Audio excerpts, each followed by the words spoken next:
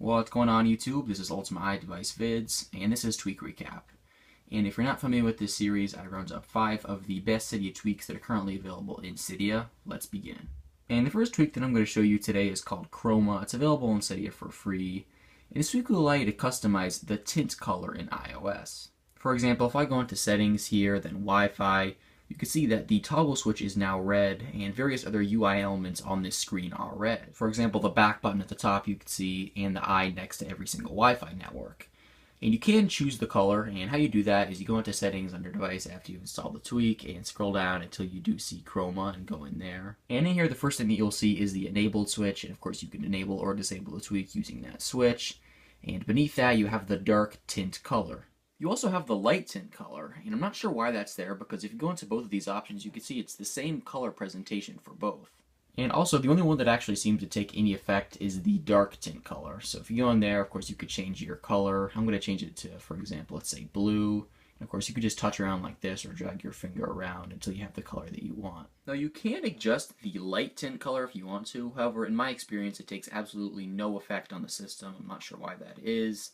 But once you're happy with your dark tint color, and again you have the color that you want, what you're going to want to do is respring or reboot your device. I'm going to respring. I do have a gesture set using the activator tweak that when I press both my volume buttons at the same time my device will respring, so I'm just going to do that. And I'm back from respringing. I'm just going to slide to unlock, and let's go back into settings, and let's go into Wi-Fi, and you can see the color change has taken effect. There is another option in the settings panel I want to show you, so let's go back and scroll down to the Chroma settings panel. And it's the excluded apps section. If you go into the excluded apps section, you'll be presented with a list of all the applications on your device. And the applications that you check, just like this, the tweak will not function in those apps. And as I mentioned earlier, any changes that you make inside the Chroma settings panel, you'll need to respring your device in order for those changes to take effect. And if we go back out to the settings panel and scroll down, there's just a few more options here. You could donate to the developer, email the developer, go to the developer's Twitter page, and the info section is just some legal information about the tweak. And that's all for this tweak. Once again, it's called Chroma. It's available in Cydia for free. And the next tweak I'm going to show you is called QuickFolders. It's available in Cydia for $1.99. And this tweak will allow you to quickly open icons in folders. I'm going to show you how this works. So I do have a folder right here, as you can see. And you can see in that folder is the contacts application and the calculator application. Let's say I wanted to launch the calculator application. All I would have to do is just tap and hold on the folder, drag my finger on top of the calculator app, and release. Now it may take a little bit of getting used to, but once you do get used to it, it's incredibly fast and it just helps you get to the application that you want to get to in a folder extremely fast. So I'm just going to do it again. Again, you just tap and hold like this, find the app you want to open and release, and you're inside the application. Now, if you have pages inside your folders like I do, as you can see I have one page here and it does have the iMovie app on it. Let's say I wanted to quickly launch that. And how you do that is you just tap and hold on the folder, then slide your finger to the right to go to the next page, then drag your finger on top of the app, release, and you're inside the application. There are some settings you can configure for this tweak. So once you've installed it, you can go into settings under device and scroll down until you do see QuickFolders and go in there. And the first thing that you're going to see in here is the enabled switch, and of course that allows you to quickly enable or disable this tweak entirely. And beneath that you have the options panel. Now the first thing that you're going to see in here is the wait for animation switch.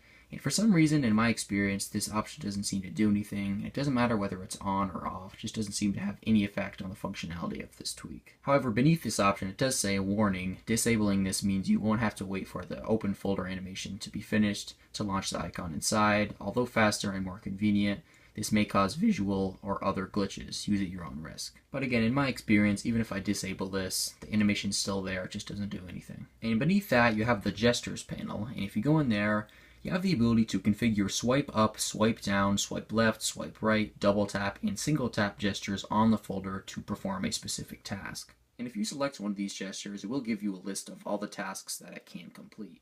And the tasks that it lists are open first icon, open second icon, open last icon, wiggle mode, open folder, or open nested folder. And of course you can just choose the one that you want. For example, for a swipe up gesture, I have it configured so it's going to open up the first icon in the folder.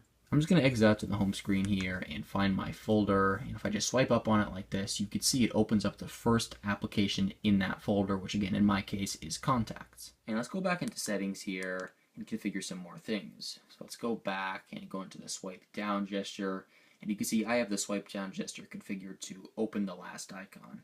Now when it says open last icon, it might be a little bit confusing because it doesn't open up the last icon in that folder. It opens up the last icon on the first page of the folder. For me, this is the calculator app, as you can see here. But again, I have another app in this folder on another page, and it's the iMovie app. So again, let's say I were to swipe down on this folder, and as you can see, it's going to open up the calculator app because again, that's the last app on the first page of my folder. And let's go back into settings here, and I do want to explain to you what a nested folder is. A nested folder is a folder inside a folder. There are various Cydia tweaks that allow you to create nested folders. However, there is a glitch in iOS 7 that allows you to create nested folders without any tweaks. And now I'm going to show you how to create nested folders without any tweaks. So how you want to do this is you want to have one folder on the same page that you're going to be creating another folder on. I'm going to be dragging the Voice Memos app on top of the Cydia app. And as soon as you drag one app on top of another, you're going to want to quickly grab the other folder on your home screen. So I'm just going to go ahead and quickly drag it on top, quickly grab the other folder. And as you can see here, we now have a folder inside a folder. And just as a side note, you can actually perform this glitch on any device running iOS 7. It doesn't even have to be jailbroken. And now I'm going to go back to focusing on the tweak. And after all that talk about nested folders, I can't even get a gesture to work for this tweak. So if I go into settings on my device, go back, go into swipe left. Let's say I were to choose that gesture to open the nested folder. You can see when I swipe left on the folder, nothing happens. The folder just goes blank for a second and then nothing happens. I'm not sure why that is, but again, hopefully the developer will fix that soon.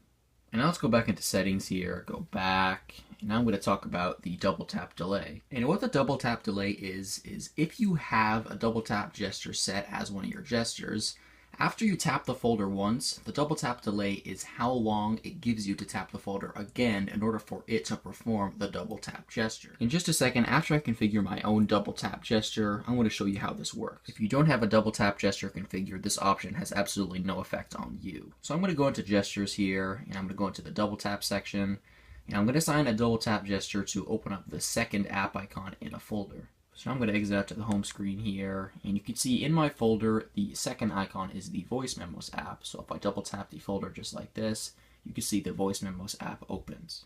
Now that I have a double tap gesture configured, I'm going to go back into settings and adjust the double tap delay.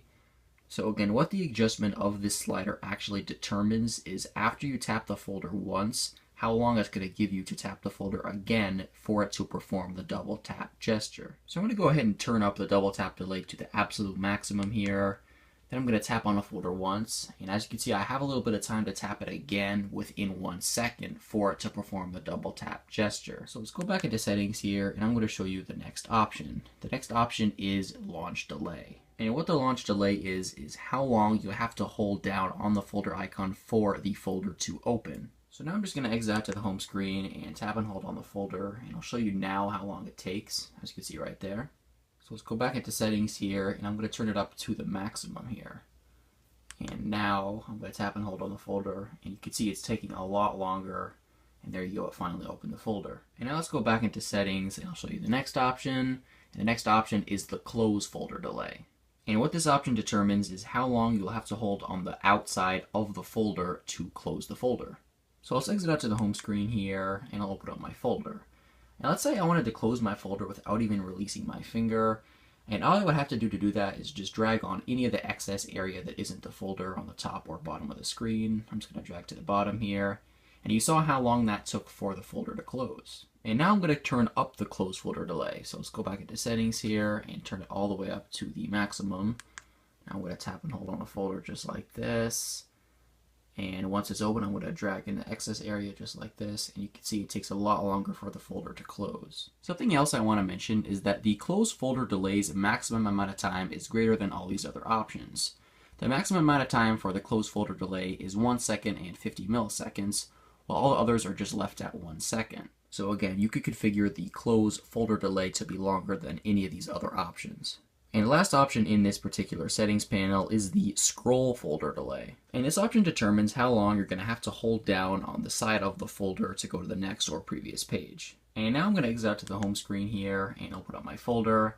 I'm going to make myself another page in my folder. I currently only have one page, so I'm just going to make myself another one. I'm going to drag the Voice Memos app over to another page.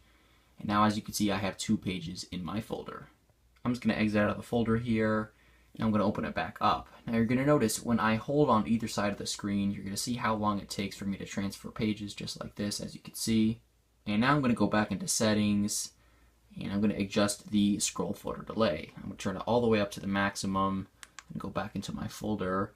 And you're going to notice that the scroll time between pages is going to be a lot slower. As you can see here, I have to hold my finger there for a lot longer than I did before.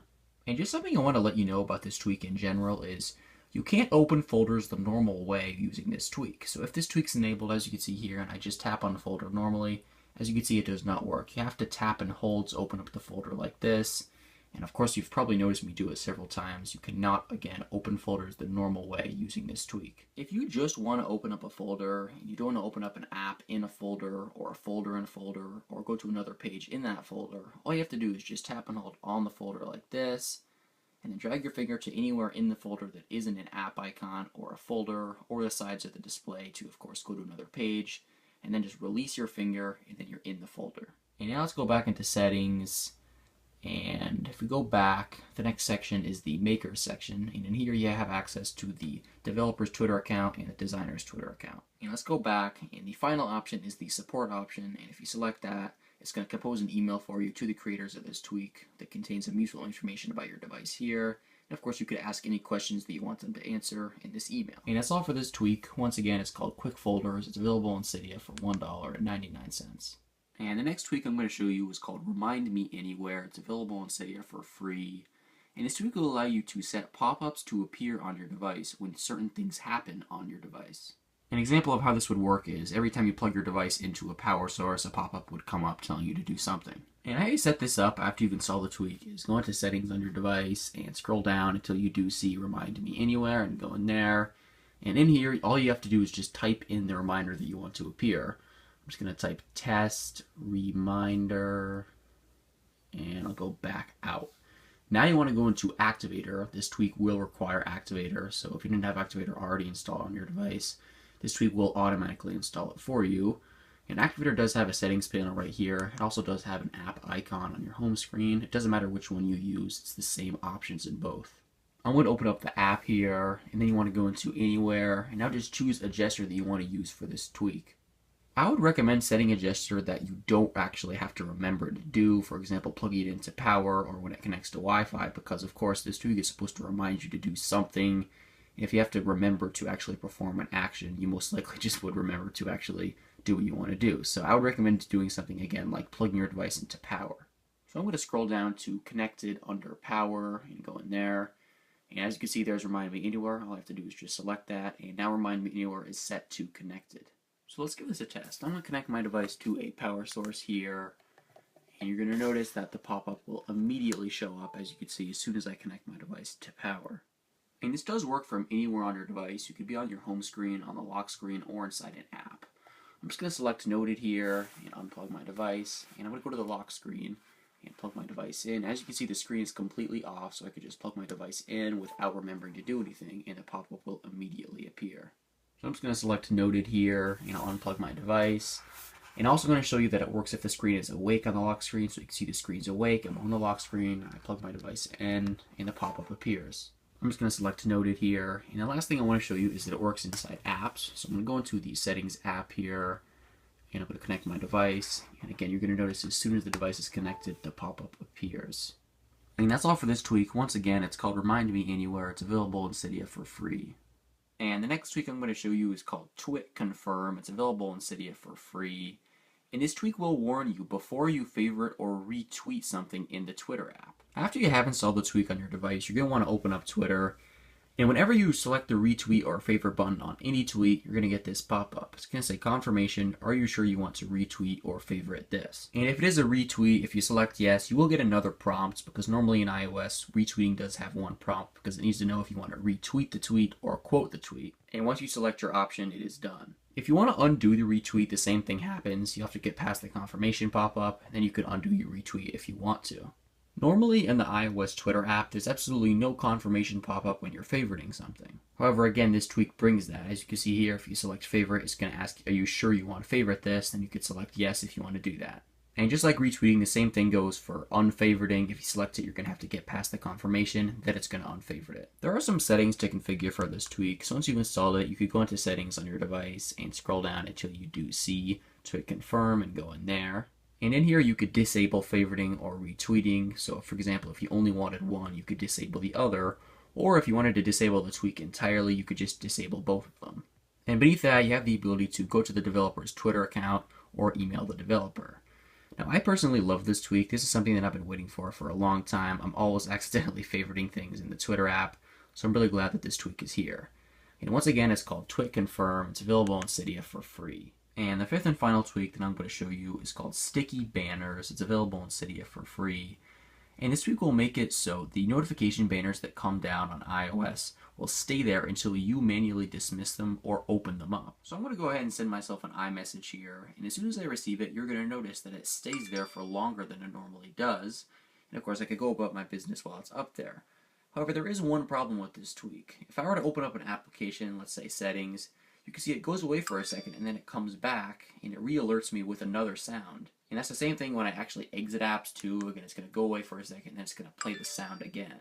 However, other than that, it does work perfectly. And again, as soon as I dismiss it, it goes away or tap on it. Hopefully the developer will fix this problem soon. Once again, it's called StickyBanners. It's available on Cydia for free. And that's all for this video. Thanks for watching, and I'll see you guys later.